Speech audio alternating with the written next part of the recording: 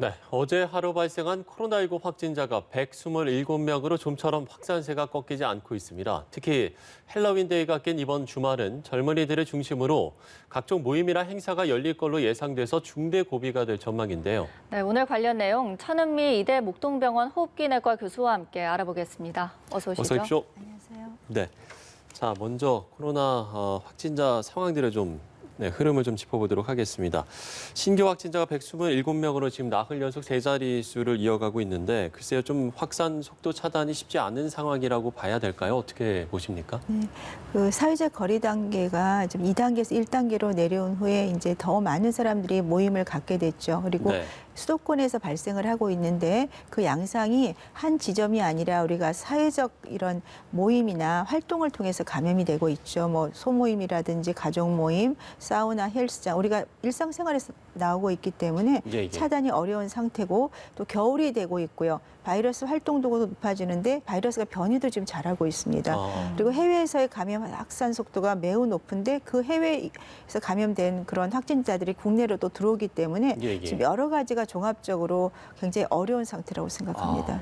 네, 뭐 국내 상황뿐만 아니라 해외 상황도 함께 고려를 좀 해야 할 것 같긴 한데 특히 서울의 상황을 저희가 좀 살펴보면 코로나19 확산세가 심상치가 않습니다.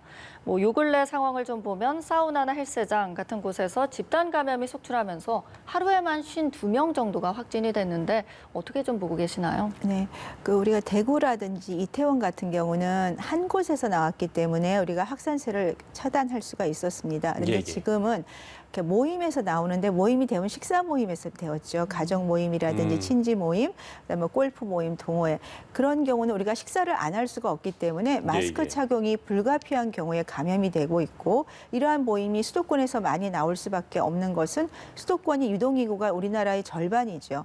그러니까 이러한 식사뿐 아니라 대중교통 모든 생활이 공유를 하고 있기 때문에 수도권에서의 차단이 힘들다고 생각합니다. 네, 또 특히 서울은 유동 인구가 많지 않습니까, 교수님? 그러다 보니까 좀 다른 지역에 비해서 감염 위험이 높지 않을까 싶은데 이 점은 어떨까요? 네, 그렇습니다. 우리가 대중교통도 많이 타죠. 근데 대중교통 때는 다행히 마스크를 잘 쓰시는 것 같아요. 예. 그런데 감염원을 보면 거의 저는 90%가 이 모임, 식사 모임이라고 생각합니다. 식사 모임에서. 그리고 네. 일부는 마스크를 쓸 수 없는 사우나라든지 마스크 착용이 잘 안 되는 헬스장. 이런 곳에서 감염원이 나오는 거죠. 그러니까 우리가 마스크만 쓴다면은 감염을 차단할 수 있지만 모든 생활에서 마스크를 쓸 수가 없는 또 그런 상황이 있고 그런 상황에서 우리가 최대한 마스크 착용을 잘할 수 있는 그런 방법을 좀 강구하는 것이 도움이 될 것 같습니다. 예. 자, 지금 뭐 많은 언론에서도 그렇고 방역 당국에서도 그렇고 이 헬로윈 축제가 시작이 돼서 상당히 또 집단 감염이 다시 또 재확산하는 게 아니냐 이런 좀 우려들이 나오고 있는 상황입니다. 뭐 단속도 좀 이뤄지긴 했습니다만 영업 형태를 바꾸는 등의 뭐 이런 좀 얌체업소라고 해야 될까요? 네. 좀 이런 것들도 좀 적발되고 있는 상황이고 글쎄요, 조금 더 뭐 효율적인 대책이 좀 필요하다고 보시는지요? 아니면 이 부분은 어떻게 보세요? 그러니까 할로윈 데이뿐 아니라 앞으로 이제 연말이라 모임이 대단히 많을 거예요. 파티도 네. 많이 하고 그럼 젊은 분들이 많이 움직이는데 젊은 분들은 무증상 감염이 많아서 확산을 퍼뜨릴 수가 있죠. 그래서 이러한 어떤 클럽이라든지 이런 곳에서는 우리가 QR 코드, QR을 좀 잘해서 그 확진자 혹시 나왔을 때 빨리 네네. 차단을 할 수 있어야 되고 그리고 인력 지원, 방역 관리자를 좀 지원을 해서 좀 더 이렇게 좀 차단을 잘할 수 있게 도와줘야 될 것 같고요. 저는 개인적으로 이렇게 클럽이나 이런 곳을 이용할 때는 그 클럽에 계시는 그 관리자께서 그 들어오는 손님들의 숫자를 좀 제한을 해주시고 시간도 제한을 해서 밀집도를 낮추는 것이 굉장히 도움이 될 수 있다고 생각하고요. 예. 그리고 그 안에서 흡연은 안 하도록 해야죠. 흡연을 가끔 하시는 분들이 계신데 흡연을 하시면 감염이 굉장히 잘 되거든요. 그리고 식기라든지 술잔 같은 걸 또 공유하는 경우가 있어요. 네, 예. 그런 경우도 최대한 한 명이 꼭 하나만 쓸 수 있게 이런 식으로 적극적으로 좀 생활 패턴도 이번 기회에 바꾸는 게 도움이 될 것 같습니다. 예, 그러면 이전에 이제 이태원 집단 감염 때처럼 이번에도 이 헬로윈데이의 영향이 뭐 2주 안을 좀 이렇게 지켜봐야 되는 겁니까? 보통은 잠복기가 4, 5일 정도니까요. 네. 아마 일주일 정도는 지나야 될 것 같습니다. 일주일 정도 지나야 이제 영향이 있는지 없는지를 네, 알 수가 있을 것 같습니다. 지금도 사회적 거리두기를 내린 일주일간은 크게 늘지 않았는데 그 네네. 다음 주부터 지금 늘고 있거든요. 그러니까 그거를 고려하면 아마 다음 주 정도 경과를 보고 그 다음 주부터 좀 예, 예. 확산세가 지속이 되면 조금 관계가 있을 것 같습니다. 네, 뭐 일단 모임을 최대한 갖지 않는 게 가장 좋은 방안이 되지 않을까라는 그렇습니다. 생각이 드는데 뭐 저희가 그런가 하면 또 동대문의 상황을 좀 살펴보면 요양시설에서 새로운 집단 감염이 좀 네. 확인이 됐습니다.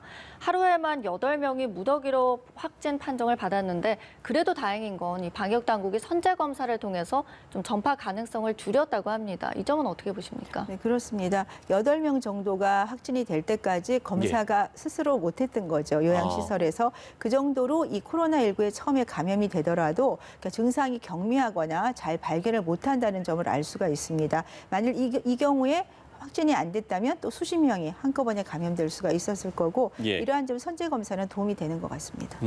이렇게 좀 효과를 봤다면 이게 이제 좀 비수도권으로도 이 선제 검사를 좀 확대할 필요성도 있다라고 보시나요? 네, 이제 선제 검사가 도움이 되기는 하는데 이게 일회성으로 끝나는 건 의미가 없습니다. 아. 이번에 굉장히 10만 명 가까이 했지만 많이 안 나왔거든요. 근데 네네. 이거는 지금 시점에서 안 나오는 거지만 일주일, 한 달 후에 또 나올 수가 있겠죠. 그렇죠. 그렇기 때문에 그 요양 시설에 계시는 분들이 조금 의심이 될 때 바로바로 검사를 하는 것이 저는 더 효과적이라고 생각하기 때문에 수도권이나 지자체 이런 시설에 대해서 정부에서 그런 어떤 검사 지원이나 인력을 제공해 주는 것이 더 효과적이지 않을까 생각합니다.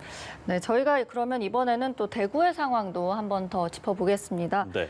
대구에서는 27명의 집단 감염이 확인이 됐는데 이 문제는 아까 말씀해 주셨다시피 소규모 좀 식사 모임에서 교회를 중심으로 한 식사 모임에서 좀 원인이 되지 않았을까라고 확인이 되고 있습니다.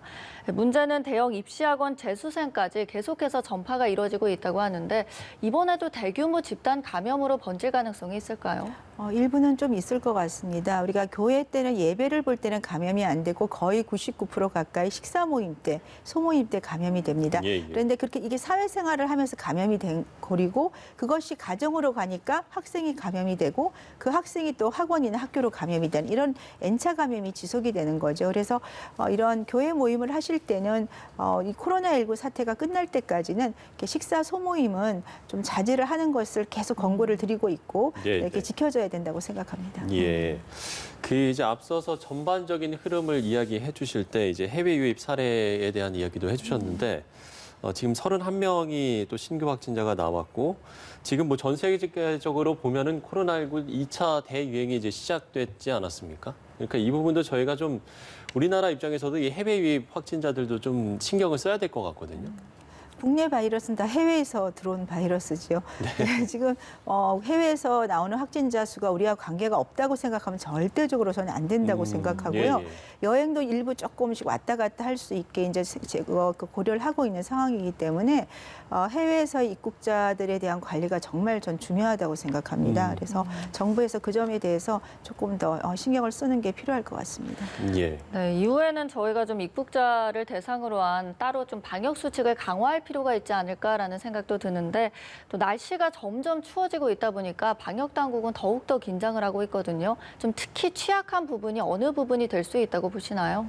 그러니까 취약한 부분이 이제 감염이 많이 되는 곳이 있고 네. 또 우리가 그 감염이 됐을 때 정말 생명이 위험한 그런 분들 두 개로 나눠야 될 것 같은데요. 예, 예. 그러니까 우리가 감염이 잘 되는 곳은 고위험 시설이죠. 뭐 클럽이라든지 뭐 노래방 이런 경우 사람들이 비말 감염이 되거나 공기 중 감염이 될 수 있는 곳, 특히 식당 같은 곳에 마스크를 쓸 수 없고 사우나, 헬스장 이런 곳이 저는 취약 곳이라고 생각하고요. 네. 하지만 취약계층은 이제 고위험 시설에 그게 아니라 요양원, 요양병원에 계신 분들이죠. 그분들은 감염이 되면 생명이 문제가 올 수가 있는 분들이고 그렇죠. 또 학생들 중에 어린아이들은 이 소아 다기관 염증 증후군에 의해서 생명이 가끔 위태로운 경우도 있거든요.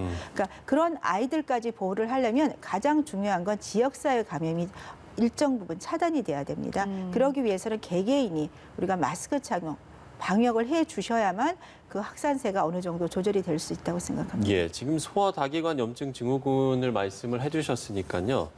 지금 환자가 이제 한 명이 더 발생을 했는데 이게 이제 코로나19와 어떤 좀 연관 관계가 있는 질병인지 이 부분에 대해서 좀 궁금하신 분들도 계실 것 같고 이게 이제 소아나 청소년에게서만 발병하는 질병인지 이 부분도 좀 궁금하거든요. 네, 이번 이제 3번 사례를 봐도 이 어린 14살이죠. 학생은 처음에 생활치료시설에 있었기 때문에 증상이 거의 없었다고 생각해요. 그러다 퇴원 후에 얼마 있다가 증상이 발열하고 설사를 했거든요. 그러니까 네네. 전형적인 증상이나 그런 걸로 봐서는 소아 다기관 염증 증후 사례가 맞는 것 같습니다. 보통은 평균 나이가 한 8세 정도가 돼요. 그러니까 나이가 네. 그 가와사키처럼 5세 미만이 아니고 청소년이 조금 어린 청소년 나이가 되고 대부분 코로나19가 유행하는 시기에 발생 시기에 2주, 4주 이내에 발생을 하거나 그러니까 PCR 검사 양성이 나오거나 아니면 그때 PCR 검사는 음성이라도 항체에서 양성이 나오는 경우를 생각하면 됩니다. 그리고 특징적으로 다기관 염증 증후군이라는 게 뭐 심장이라든지 폐를 제외한 폐도 들어가지만 심장, 콩팥 이런 중요 장기가 염증 증후군이 생기면서 치명적으로 변할 수가 있고 이 다기관 염증 증후군의 70% 가까이가 중환자실에 입원을 한다고 합니다. 아, 그리고 네. 입원한 아이들의 22%가 인공호흡기를 사용할 수 있기 때문에 사실은 굉장히 위중한 거죠. 빈도가 많지는 않지만 굉장히 위중한 병으로 갈 수 있는데 이것이 소아에만 있는 줄 알았는데 최근 CDC에서 27살의 성인 사례를 발견을 했습니다. 예. 그러니까 20세에서 50세 사이의 성인 사례가 나왔고 마찬가지로 초기에 증상이 없다가 후에 코로나19를 앓은 후에 생기는 염증 질환으로 생각이 들고 예. 말씀드린 호흡기 질환이 주 증상이 아니고 소화기, 심장 이런 쪽으로 다기관 염증 증후군이 생기는 거고 특히 심장 쪽에 굉장히 치명적인 영향을 준다고 되어 예. 있습니다. 꼭 소아나 뭐 청소년에게서만 나타나는 질병은 아니라는 말씀이신 네, 거죠? 소아에서 많이 나왔지만 성인에서도 일부 지금 세계적으로 보고가 되고 있다고 합니다. 네, 저희가 좀 위험한 증후군이라는 생각이 들어서 걱정이 좀 많이 되는데 뭐 정부가 또 이와 관련해서 사회적 거리두기와 관련해서 근본적인 개편안을 좀 발표하겠다고 발표를 했습니다. 뭐 지금까지는 1에서 3단계로 구분이 되어 있는데 이보다 좀 더 정교하게 좀 해보려고 하는 것 같아요. 이 점은 어떻게 보시나요? 네, 한 10개월 가까이의 이제 방역의 경험을 바탕으로 해서 1에서 3단계가 아니라 한 5단계 이상으로 조금 세분을 해서 고위험 시설 같은 경우도 한 번에 다 집합 금지를 시키는 것이 아니라 확진자 수라든지 뭔가 다른 요인을 고려를 해야 될 것 같고요. 그리고 어떤 고위험 시설뿐 아니라 일반적으로 우리가 생활하는 그런 공간에 대해서 지역별로 그다음에 권역별로, 개인별로, 사업자별로 조금 정밀 방역을 하지 않을까. 또 의료 역량에 따라서 수도권과 지자체별로 그것에 대해서도 개별적으로 책임과 그런 걸 지고서 각자 자율적으로 좀 단계별로 조정하는 그런 아마 책임을 줄 것 같습니다. 예. 자, 마지막으로 독감 백신 관련 이야기를 좀 해볼 텐데요. 지금 백신을 맞은 뒤 사망한 걸로 신고한 사람이 83명으로 늘었지만 일단 보건당국은 이 사망과 독감 백신과의 인과성을 좀 낮다라고 판단하고 있는 상황이지 않습니까? 그래도 뭐 아직까지도 좀 불안감을 갖고 계신 분들도 계시거든요. 네, 그렇습니다. 아무래도 기저질환자나 고령자분들이 조금 이런 영향을 받으시는 것 같고요. 네네. 네, 진료를 보게 되면 재환자분들을 답은 기저질환이 조금 있는 분들이시다 보니까 많이 걱정을 하세요. 독감 백신을 맞아야 됩니까? 그러니까요. 독감 백신은 이제 몸의 면역 반응을 유도하는 거기 때문에 예. 사실은 기저질환자들이 맞는 게 맞죠. 임산부라든지. 그렇지만 기저질환자들이 맞았을 때 문제가 생기면 그건 또 안 되거든요. 그렇죠. 그렇기 때문에 평상시에 독감 백신을 맞았을 때 전혀 이상 반응이 없으셨고 하지만 이번에 맞으려고 봤더니 조금 식사를 못한다든지 몸이 피곤하다든지 이런 증상이 있을 때는 맞지 마시고요. 병원에 네. 가셔서 진료와 검사를 했을 때 아무 이상이 없는 경우에 조금 시간을 두고 접종을 하는 것을 좀 권고드리고 싶습니다. 네, 저희가 이렇게 백신 이야기까지 나눠봤습니다. 오늘 그렇습니다. 말씀 여기까지 듣겠습니다. 천은미 이대목동병원 호흡기내과 교수와 함께 했습니다. 오늘 말씀 고맙습니다.